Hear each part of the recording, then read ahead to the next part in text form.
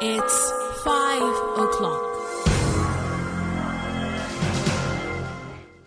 The headline news on 99.3 Nigeria Info.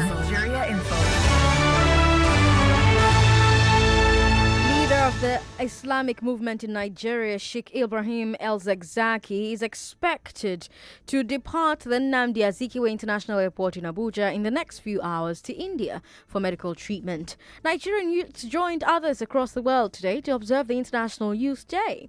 As Nigeria joins the world to commemorate International Youth Day, a public affairs analyst at Chike Trudi has urged Nigerians to shun illegal acquisition of wealth. Some young Nigerians who also spoke with our reporter Kenneth Toby on the occasion of the day urged the federal government to take urgent steps to address challenges facing the youth in the country. The federal government attributed delay in the implementation of the consequential adjustment of the 30,000 naira new minimum wage to the unrealistic demands of labor unions. Nigerians have been urged to avoid violent and extremist ideas as Muslims mark Eid al-Kabir. The National Agency for Food and Administration and Control, NAFDAC, has reiterated its plans to phase out sniper from the open market in no distant time. The National Agency for Food Administration and Control made this known today.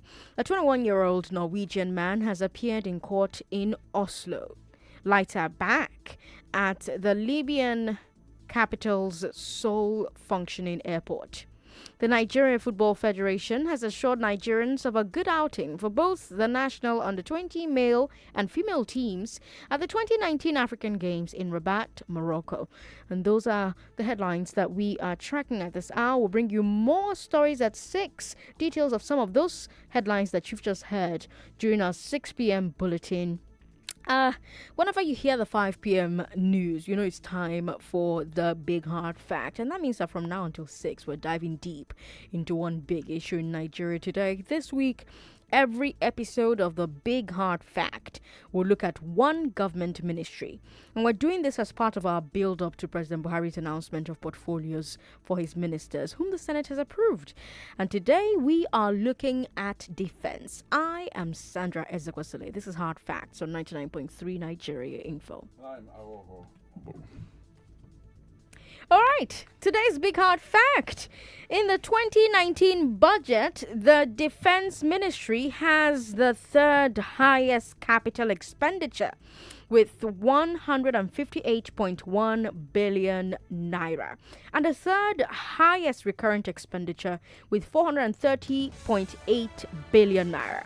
Only the Ministry of Interior has a higher total budget, and so the Ministry of Defense has a lot of money to spend compared to other ministries. And what do they spend it on? Well, the ministry has 7 mandates. Number 1, to combat readiness of armed forces personnel on land, sea, and air.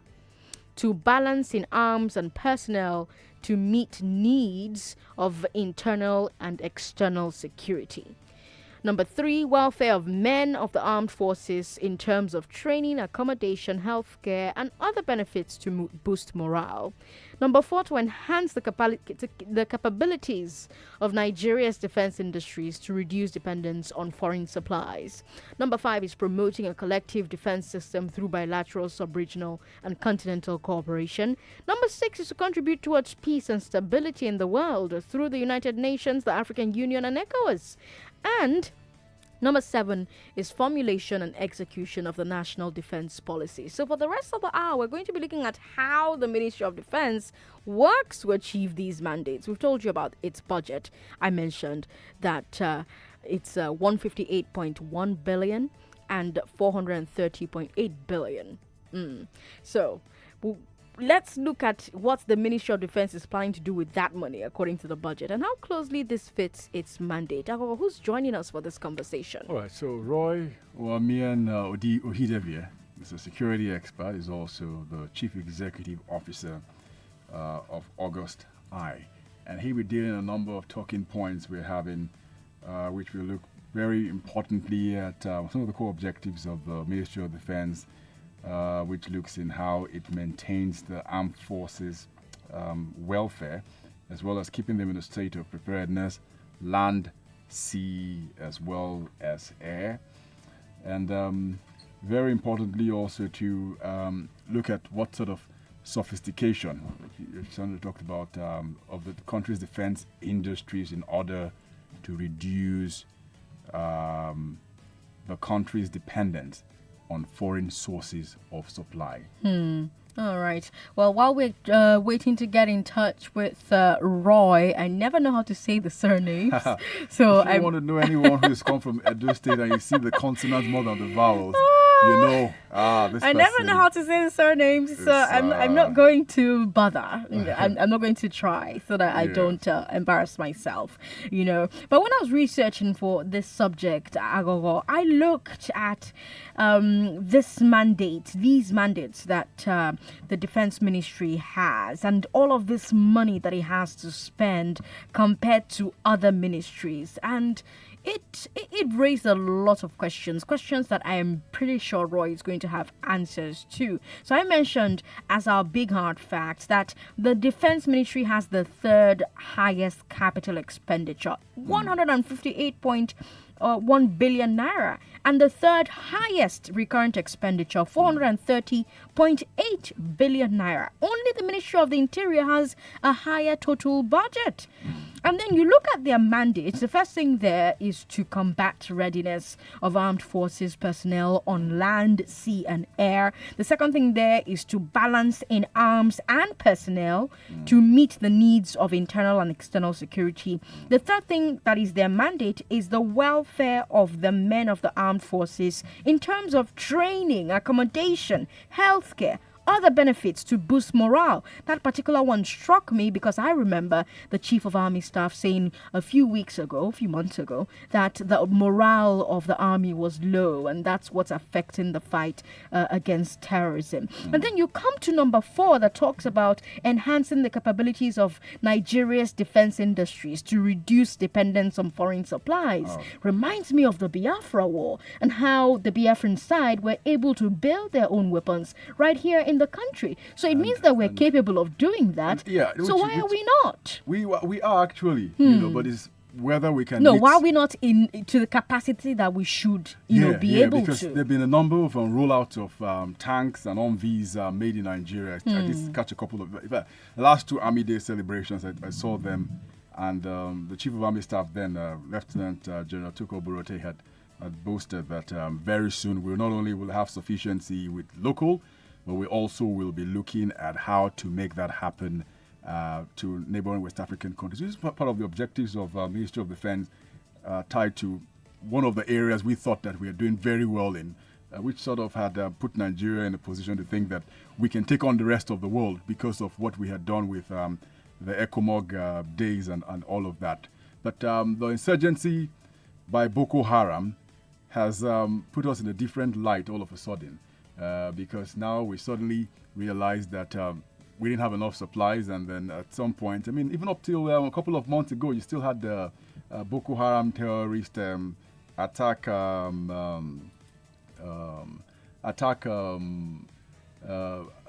army formations and then loot and all of that. So it's key in how we're able to translate some of these things on paper into reality. And I've also had arguments about whether the army is being stretched beyond what it is now because of the internal security roles it's been forced to take on because of this perception, which in truth, what Dennis Amakri was saying, that you've never had the police come out to say we cannot handle the internal security problems on our own, that we require the military to step in. So those are areas the military will have to, because the question many times when you've had the conversations with the military hierarchy, saying that the money is not enough. I mean, we've had people like retired Colonel Stan Labo say, for example, how much is the entire defense budget that the United States will pick up one. We'll pick up one Humvee or reworked helicopter, and then all of that money is gone just in one single purchase. So those are areas we'll have to get that in. Yeah, indeed. It is, especially when you think about the mandates that they have. One of the mandates that they have being promoting a collective defense system through bilateral, sub-regional, and continental cooperation. You know, it does reinforce that for you, doesn't it? We finally have Roy on the line. Hello, sir. Thank you for joining us. Yeah, good evening. Thank you for the opportunity. Yes, good evening to you. Now, we've been talking about the 7 mandates of the Ministry of Defense, and I would like us to talk about the combat readiness mandate first. How ready, sir, are the Nigerian Army, Air Force, Navy to face the current threats to our nation? Okay, thank you very much for this opportunity. You know, I would like to state categorically that the Nigerian Army, Navy, and Air Force readiness for the insecurity in Nigeria is not even what we should be addressing.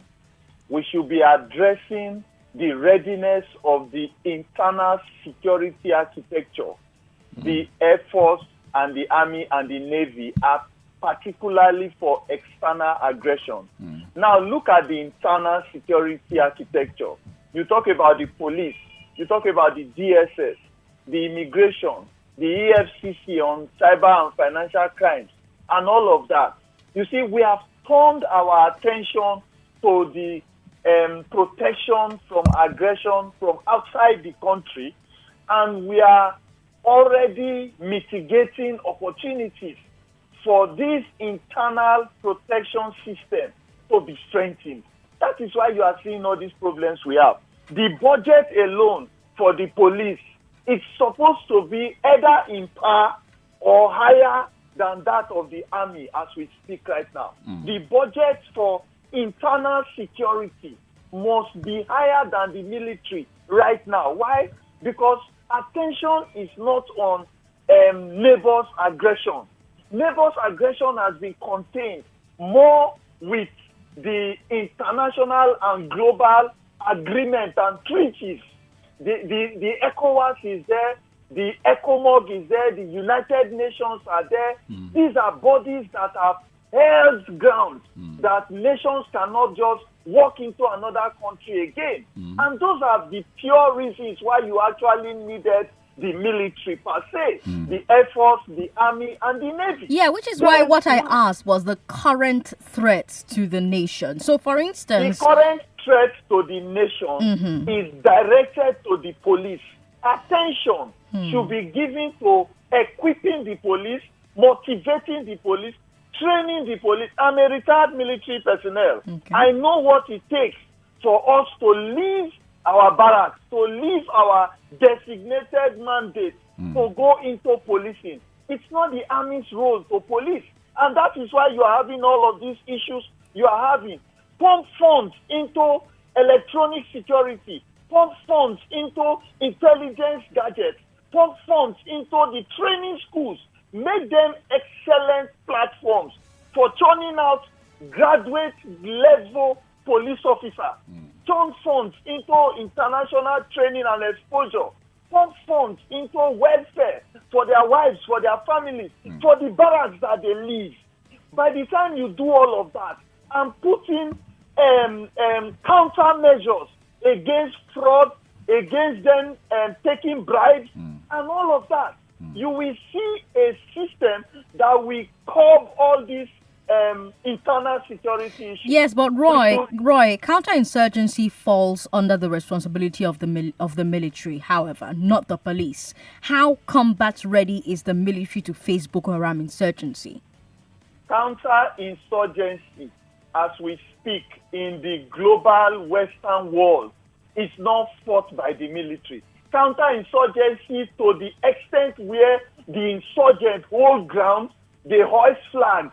Those are the times that the military attack those strongholds. And this is not the major crisis we have in Nigeria. The time of the insurgents holding flags, I have fought in Liberia, I have fought in Sudan, I have fought in so many outside country issues where they have rebel incursions. Those are the times that you use the military might.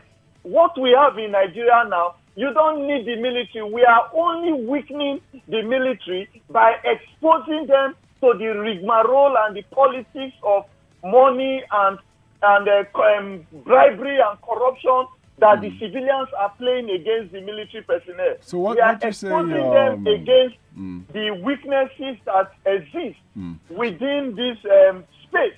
So if you want the military to hold counterinsurgency and you want to weigh their might against counterinsurgency, you must begin to look at their major role to the available threats that we have. You know, well, I guess the jury is out. For example, if you take in the multinational joint task force, which got countries like Cameroon, Sudan, Cameroon, Chad, Niger, and I think Cameroon, Niger, and Chad. Well, those are the major countries where we've had the Boko Haram insurgents in the northeastern part of the country. But very importantly, also too, is the fact that the last discussion we had before this was checkpoint, where a number of callers did realize that the military's intervention in internal security was because of a perception that the police had failed in its primary role, which is why you've had the military stopgap approach become a permanent approach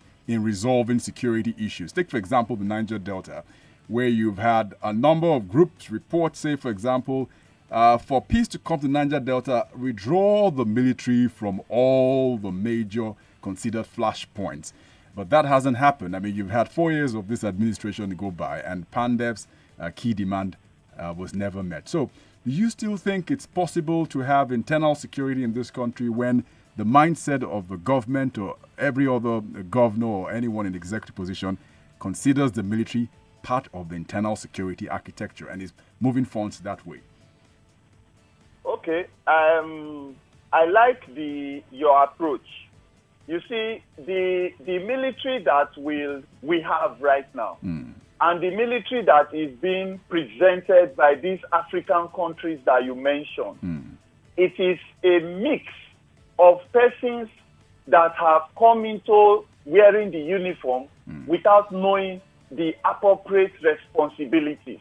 Now, if you want to talk about the military preparing towards insurgency, let me even go back to the first question that Madam has asked. Because the point that I'm trying to make is that we should leave this perception of the military and internal security. So I want to try to marry it with insurgency and boundary issues with Boko Haram and the presence of ISIS, which we already have now.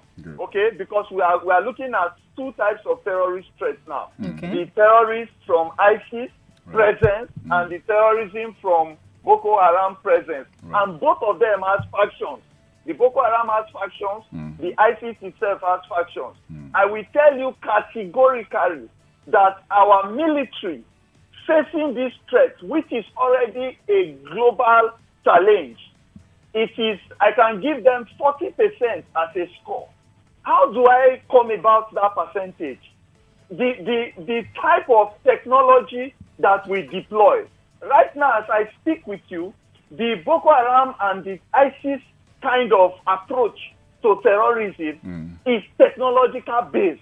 Then we have not been able to track the movement of their funding. Most of the ability to mobilize their personnel to recoup on equipment and intelligence gathering, to hold the population where they exist in fear. It is because they have access to funds. Another thing is the ideology behind it. It is not the same ideology that the people in uniform, the military, hold. So they are coming, they are ready to die, and they will look like they become, they celebrated at death. But the other party, which is our military, don't have that kind of orientation. We actually go out to protect our national interest. Now, you look at another area of the type of warfare that they operate. Most times, they don't actually have a uniformed appearance. Most of their suicide bombing attempts, they dress in the camouflage, in the dressing of the society where they find themselves. So the opportunities of the military are greatly curbed by some of these opportunities. Then look at our present challenge of corruption in the military. Look, the type of weapons that we buy and all that does not really matter against the morale of the troops, against the preparedness of the troops to apply the force necessary to deter these ISIS and all these Boko Haram activities when they come to attack. So we should also look at that aspect, because the troops complain every day. They release videos, they release letters to whom it may concern, to the presidency, that they have overstayed at a particular location. They have released videos that they have been fed with junks. They have not been given the right medical. All of these things are subject to clarification, but it was released into the media space. I'm glad you brought this up, Roy. I'm glad you're going in this direction, because the Nigerian army, yes, the Nigerian army is currently in a war of words with the Wall Street Journal that did a story alleging that Nigerian soldiers are being secretly buried in unmarked graves to downplay the death toll from insurgency. We've not seen how the US and other countries list all their list. We have seen how the US and the other countries list all their war dead. So I have to ask, should Nigeria not start doing the same thing so that these soldiers can be properly honored? Well, there's a relationship gap between the appropriate media houses and the military. Let me put it this way. There was a time when a soldier dies in the Northeast. You see some kind of songs going out, the picture of the soldier is released, the officer's picture is released with his wife and children. All of that were going on, should I say, a year back or like 6 months ago. And after a while, the controversy of fake news entered into the space when the election period came. So a lot of people started to churn out information that were not accurate. So you will see stories of 2012 will now be refreshed and brought into the media space as if it's just happening now. So that made a kind of separation between the appropriate media houses like you and so many other media houses from the military. And during that election period that we just passed now, that kind of fear and distrust have not been quelled. I think you guys need to have another media parley with the military to rebuild the trust, because the political era period, there was a lot of fake news. But the military has a communications team. It has a PRO. They can release statements like this on their official page, and the media can go there. They don't need to have a relationship with the media. That smirks too much of the military era. Now, let's look at the other statement you make concerning the secret graves. I want to mention here that most of those news are not correct. Why did I say so? I'm a retired soldier. If I go with officers to bury my colleagues in a secret grave, and I come back to the barrack, what was I given that I cannot tell the wife who I know, that I cannot tell the son, the daughter who I know? We live in the same block. We live in the same barrack. Most of us are on the same chat room now. Like, no, but some of them, their wives are away. So one of the women who was interviewed, for instance, she lived in Bayelsa, and her husband was on the war front. You have not confirmed. Those are unconfirmed information. We are speaking now from facts. Okay. That woman that you are using as a point of reference now, she has not shown you her marriage certificate to parley, to corroborate with the soldier's identity. Okay. So I don't want to go into all of that. Those are things that need to be cleared. Now, let's look at the issue between the international body and the government itself. Okay. You know, all of this concerning the rights of soldiers, human rights, international human rights body, there is a lot of issues that should be cleared by our own journalists here. If your station, as it is now, heard about that woman, I expect your office to release one or two persons to go there and do fact-finding. A lot of information that we are hearing, we can relate with a community and say somebody said there was a mass grave here by the military. Using dialect and tribal relations, anybody from that community we buy into, they will show us. Did you read that report, Roy? Did you read that report? I read everything. Okay. You need to understand. So you read this particular report that the Wall Street Journal put together, and you read the interviews they allegedly had with community members who helped to dig these graves, and you think there's more to be said? If the Wall Street Journal can get all of those information, how many information have they helped us to get about the location of terrorist groups, about the location of bandits, about the location of kidnapped persons? See, any information that I get from international bodies, I silver it as a Nigerian. Okay. I try to balance it. Even if you talk about the Muslims or the Christians, I balance it. The Fulani and any other tribe, I balance it. If not, we'll be tilted against ourselves and we will not be able to see clearly whatever the Wall Street Journal has presented. I still believe that we have a lot of work to do internally by ourselves, our media persons, our political class, our social environment, our religious bodies. We need to put our house in order so that we can have the kind of army that we should have, the kind of police that we should have, the kind of government that we should have that is responsive.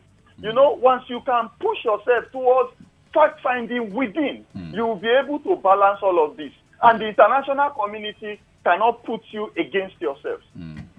All right, big point there. So, Roy, you know, the minister screening was without portfolios. So everyone, I mean, that's something everyone already knows. And usually people be going through the names of the nominees and see, for example, which one will go to defense. I've gone through previous ministers of defense, and it'll be interesting to realize that most have come usually from the army rather than the Air Force, retired officers most times. And we've had I look at that list and I see Bashir Magashi is the only one who comes close to mind. He was a former military governor, Sokoto State, and interestingly, one of the so-called IBB boys that were retired when Olusegun Obasanjo came into office. And many of them in that mode usually have come from, if it was Guzo who was there before, or the immediate past Minister of Defense, Dan Ali. Your experience with the army, and we just talk about every time the army usually will get this sort of position, does it really matter if it's a retired army officer or a civilian, which was tried at different points in time, I think by Umaru Erodua and Goodluck Jonathan, who had Olushola Obada to be a Minister of Defense. Does it really matter if you have a former military officer from the army or a civilian to man the position of Minister of Defense? Okay, thank you for that opportunity. You see, Oboh, I want to tell you that the first thing I want to speak about the minister's issue is the timeline. Right now, we are already abusing timelines. We are already abusing the opportunity for them to perform. After election, how many months or a whole year do we want to use a whole year to institute ministers that will now perform for another 3 years? They will use another 1 year to study the ground and perform for 2 years. No, you see, timeline is key in all of this. While the elections were going on, the parties that are contesting would have put into perspective who and who's supposed to be who and what. Then you cannot put one or two in your purview. So your decision should just be to name one out of the one or two. And we start running. You see, so I want to say categorically that timeline is being abused for this minister's issue right now. Then for the Minister of Defense, it's another issue entirely, because you see, in Nigeria here, we are used to presenting a retired military, a retired police as a CSO. And they will tell you that it is because he has the capability to intimidate and to relate with other security agencies. Okay, as a Minister of Defense, they expect him to also use this kind of military might to run the office. And later we'll be the ones complaining that their actions are not professional. Let me tell you something. The defense system of the country does not only include the military. The defense system of the country goes beyond the military. We're even talking about cyber attacks. We're even talking about so many other opportunities for people to attack a country. And the look and the belief that it is military might that protects a country, it is archaic. We should not look at that, because a good and a sound lawyer could still be a defense chief. A good and a sound journalist could grow in the ranks of communication and information management and still become the chief of defense. Anybody that is supposed to hold that office supposed to have had a kind of pedigree in protection and defense information system and activities. So it is not key that the person must be a military person. They are assuming that the person that is in defense is already going to be harassing the Army, Navy, and Air Force to perform and to hold them to ground so that they will not plan a coup or something. Coups are outdated right now. Any country that plans a coup, we have the international community coming there to quell it. And we should now begin to believe in professionalism. We should now begin to believe in integrity. We should now believe in patriotism. Those are three key things that a senior minister is supposed to present. So if you don't have integrity, you are not patriotic, and you are not professional. You should not be at that hierarchy of command. So forget about whether the person is military or not. It's a wrong perception. And as a retired military personnel, I have come out of practice for the military. I'm in the civil space now in security. And I've seen so many people that are not police, army, DSS, that are excellent security practitioners. So we should leave that idea. Does this solve the problem of transparency? Because, you know, this has been one big issue. Yes, they have a budget, but many times FOI requests demanding the military say, for example, what the money is, how they're going to be used, have fallen on deaf ears. You remember Oboh Ezekwesili over and again having the face-off then with former Minister of Defense and Chief of Defense Staff over exactly how the defense budget was being spent. Fell on deaf ears, saying we're going to let you know how this was. You think there's going to be some change in approach in how requests on how the military spends its budget will be entertained? We expect changes, but concerning transparency, let me say this, that present system and body language that I have observed is that whatever information is released concerning the military has been politicized to give credit to whatever government, whether it's PDP, whether it's APC, any government in power, whatever they do with the military, they want to use it to get accolades. The military is run by taxpayers' money. It is not your mandate in politics when you are coming into power. It is the people's right to have an upright military that is exigent to respond to any kind of threat. So, in the terms of release of information and transparency, don't forget that there is the Freedom of Information Bill.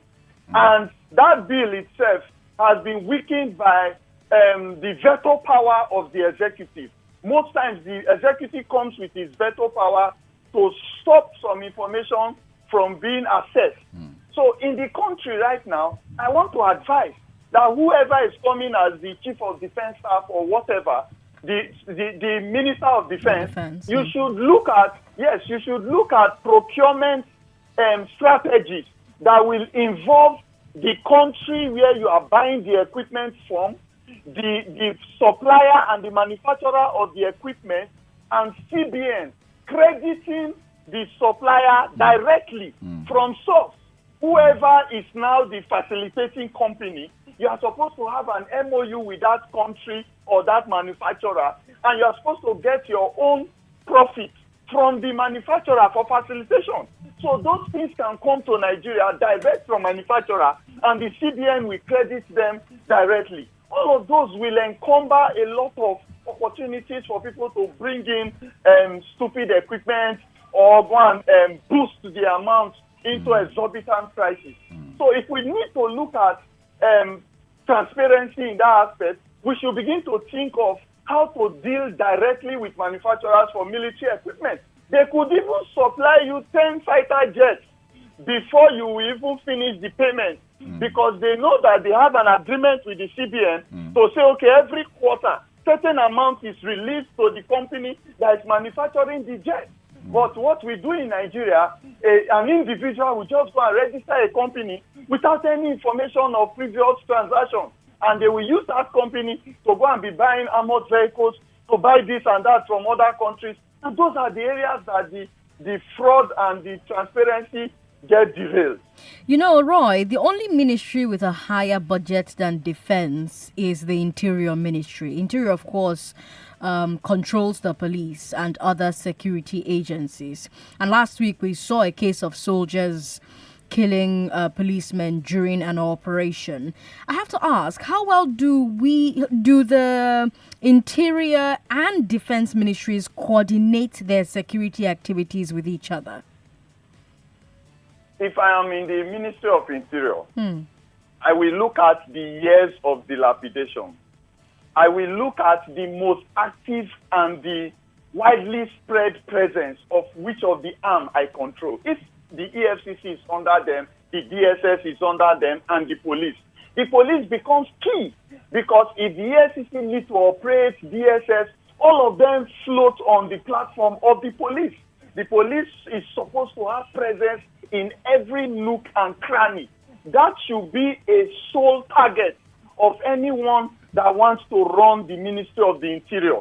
And to run the Ministry of the Interior, you must understand that there are components of the police department that can do the job of the DSS. There are components of the police department that can do the work of the EFCC. They have the special fraud units. So if you boost and equip and spread and consolidate and standardize the police with your budget, you are not doing any harm to the citizens of this country. So if the Ministry of Interior and the Minister of Interior, if they can hear us, one of their major targets right now is to give us a police that is as standardized as Dubai. Let us use countries that have excellent policing as our target. If you don't have a target, if you are using Ghana as your target, if you are using Cotonou as your target, Togo, Cameroon, you are missing it entirely, because our major threat right now is global. So you should look at the best practice globally and begin to initiate it into Nigeria. Nigeria is one country that have graduates that are unemployed. They take 40,000 naira jobs as salary. This set of people would be happy to come into a police that will pay them 200,000 naira as salary. I have a lot of staff. I pay up to 200,000 naira as salary. Why can't the government put in graduates there, put in salaries for 200,000 with accommodation, with insurance, with welfare, with medical, and opportunities for your children to go to public school for free? All right, Everybody will run into the police. So, Roy, in letting you go, here's our final question. What are the major challenges that the incoming defense minister will face? And how do you think he or she should tackle them? So you left your most difficult question for last. Now, okay, let us try to help him now. The incoming defense, whatever, the first thing he needs to understand is that, what are you defending? Are you defending the country against external aggression, or are you trying to contain internal uprisings that are beyond the police? So the first thing he needs to do is collaboration. He needs to build all the bridges that have been broken. He needs to build bridges back with the immigration, the EFCC, the police, and every other bodies that have been broken. Because right now, the military per se, which is under his general and immediate purview, has lost its normal respect and trust from the people. So as I look at the policeman now, that is how people are looking at military people now. Go to the Niger Delta area, they believe that the Navy is involved in oil bunkering. Go to the northeast, northwest, south. They all believe the Army, the Navy, the Air Force are involved in all of these things too. So you have a lot of work to build bridges first. Forget about coming in to start to buy equipment and bring budget. No, build bridges. If you build bridges, the same police, the same DSS, the same all of them will help you to achieve your aim. And that is the first thing you should do. All right. We'll leave it at that. Thank you very much, Roy. Thank you for the opportunity. All right. Always a pleasure to talk to him. We'd like to take your thoughts on the conversation that we have had with Roy. I'm avoiding seeing the rest of the the rest of the names in there. Yeah. But send us WhatsApp messages 080-959-75805. And our numbers are 01277 0993 01277 1993 01277 2993 and 01277 3993. This is Hard Facts on 99.3 Nigeria Info. I'm Sandra Ezekwesili. And I'm Oboh. Hard Facts will be right back.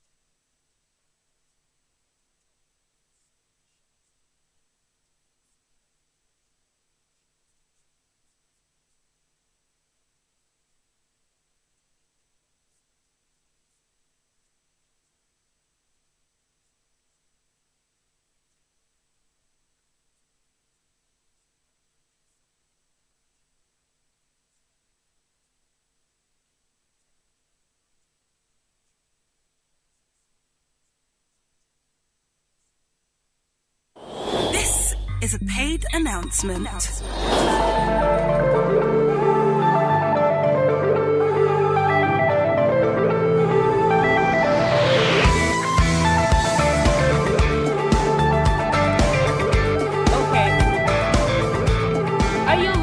University admission? Did you write WAEC, NECO or NAPTEC this year? And would you like to study in Ghana? Academic City, a premium private university in Accra, Ghana, is here for you. Admission is open. All you need to do is apply now. Now, please visit the website www.act.edu.gh www.act.edu.gh, and of course you can also place a call through to 0811-890-8790. The number again is 0811-890-8790.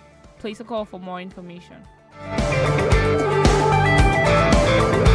That has been a paid announcement. Welcome back to Hard Facts. And And on Hard Facts today, we started our series helping us look at these various ministries, the different portfolios that the president will be assigning to his nominees as soon as he's ready to. And we've got Christopher on the line, who I am assuming listened to our conversation with Roy. Hello, Christopher. President Sandra. Yes, good evening. Welcome. Chief Oboh. Chief Christopher. Shakumaku. Hey, Makushi. Barika de Sala to you all. Same to you, Christopher. What were your thoughts on that conversation we had? Look, Chief Oboh, we are in trouble. After listening to your guest, I'm telling you, and I want to thank Nigeria Info, every one of you. Thank you. Is it Sarotimi? I call him the maestro. You guys have been preferring solutions. When that guy was explaining all these things, that man alone, in that Ministry of is it Interior or Defense, right? Defense. I'm telling you, we will make some headway. But how come they never listen? President Sandra, please, when you get there, to be a good leader, you must be a good listener. So I want you to listen, please. Please. They should listen. Your station has been providing solutions with your people you bring to provide solutions to what we should do. I'm begging them, please. Thank you. Christopher, thank you so much for calling us. Ezekiel is in Ekpe, and he thinks that why can't people like our guests be engaged? I don't know, Ezekiel. Sandra, Yes. I will tell you, there is big problem in this country. So we have fantastic guys like this, and look at the way he's enumerating the whole of Nigeria's problem. Why can't people like this be engaged, be consulted? Look, for me, I must tell you, if not for the fact that you guys said he's in Nigeria, I wouldn't believe he's in Nigeria and even a retired military personnel. The guy is brilliant. Oh, God. All right, Ezekiel. Thanks for calling us. Wow. Ezekiel, wow. Okay. All right, then. I think we've got Larry on the line. Let's talk to Larry, who's in Surulere. Hello, Larry. Welcome. Good evening. Good evening. Good evening. Yes, go ahead. Yeah. See, what we are running concerning defense, everything is just paddy government. I won't lie to you. Starting from the president, we are not serious. Some people are using security now to do business, to make business. Money meant for soldiers at the front are not being paid to them. How do you want them to defend the country? A lot of lousy issues are over there. I'm sorry to say that. Yeah. The government is not serious. Coming to defense minister for defense, when they appoint is paddy minister for defense, there's a lot of laxity in the military, Nigerian Navy, Army, Air Force. A lot of laxity. Officer, can't you see the latest soldiers that ran away with money? Money that is going to be shared by some senior officers while boys are at the front there fighting. How do you want them to fight? The morale is low. Go on the street. Police are busy collecting money. A lot of issues. The president, up to now, you appoint paddy government. He said you want defense. Which defense? Look at our porous borders. Trump came in the U.S. He started dealing with the borders. What did the president talk about borders in this country?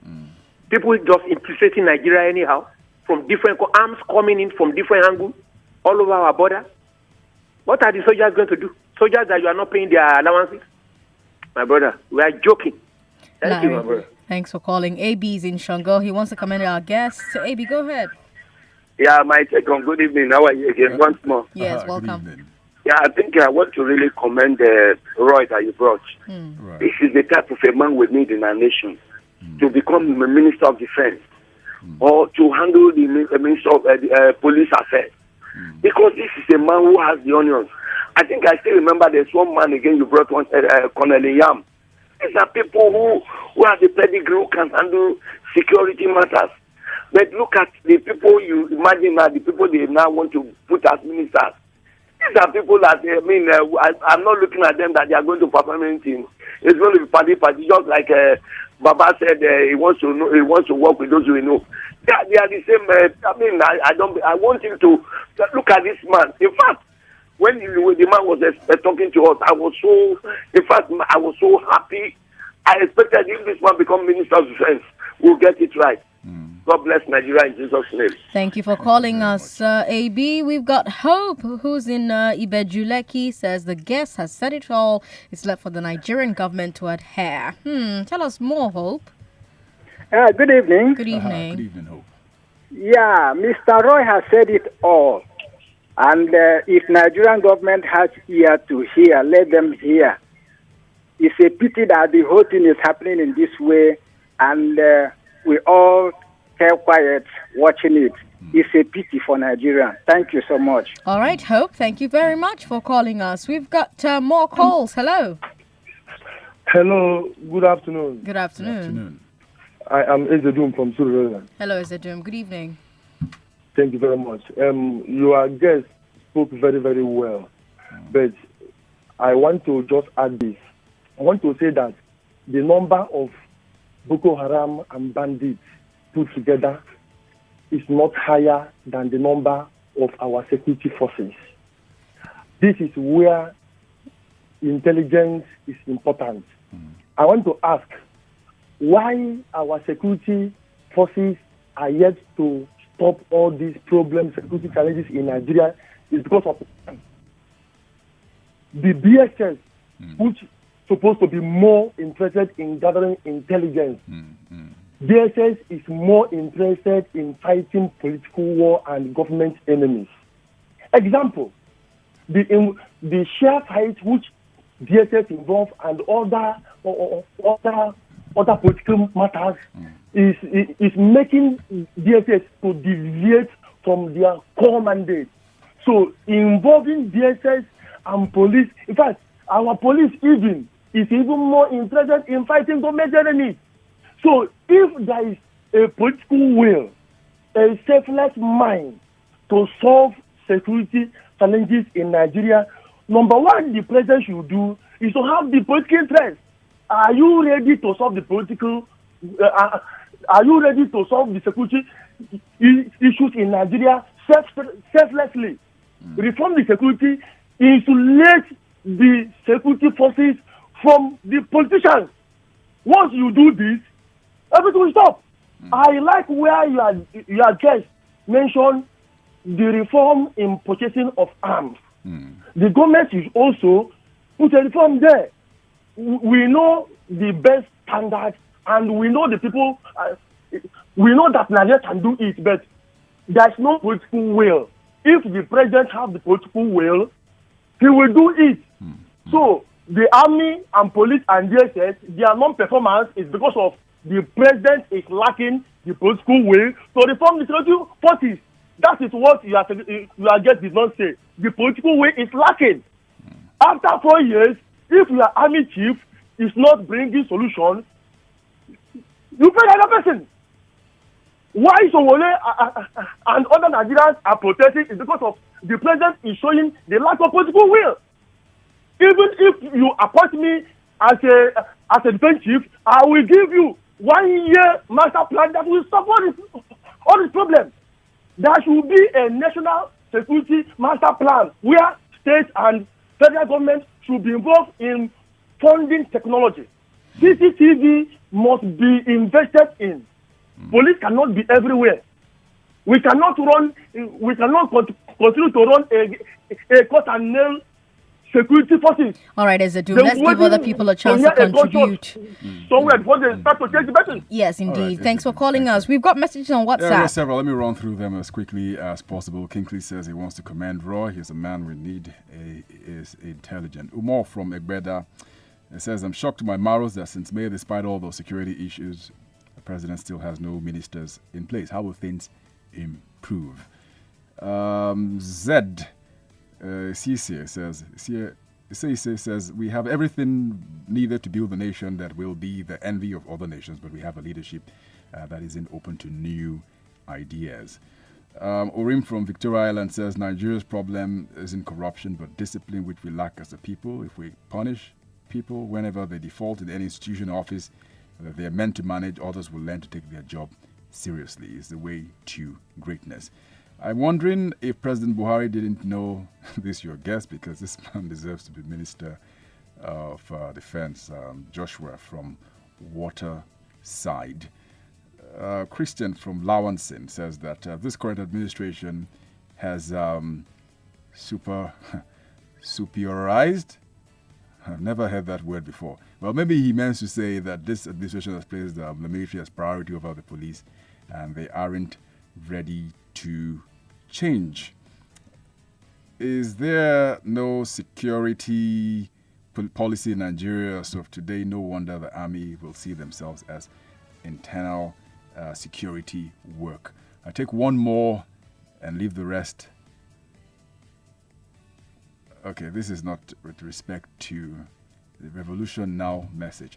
All right, so that's it on WhatsApp. Several messages still coming in, but we're out of time. Mr. Vincent Inapapa says that he doubts the government will listen to the guest. And Oluwafemi Inapapa says that data is very important in security matters. Leave us comments on Facebook, Nigeria Info FM. You should also tweet at us at Nigeria Info FM or watch the interview we had with Roy on Facebook and Twitter, Nigeria Info FM. On the other side of 6 o'clock, immediately after the news at 6, should core members who did not study education be posted to teach in schools? That's our I beg to differ question for today. Should core members who did not study education be posted to teach in schools? Have that conversation with us on the other side of 6 o'clock. I'm Sandra Ezekwesili. And I'm Aghogho Oboh. Hello, Nigeria. Hey, guys. What's good? Anyways, your favorite duo, Deals Plug, we're here again. And of course, you know that every time we come on air, we definitely have something amazing for you. And this time, I am super excited. Booyah! But then again, football has always been a vibe. And right now, you can even cash out on football. I mean, right now, football is going to be a lot different because guess what? You can watch football, enjoy it, and then, of course, win cash prizes. Yes, guys. So if you're a football fan and you feel you're the best predictor in the world,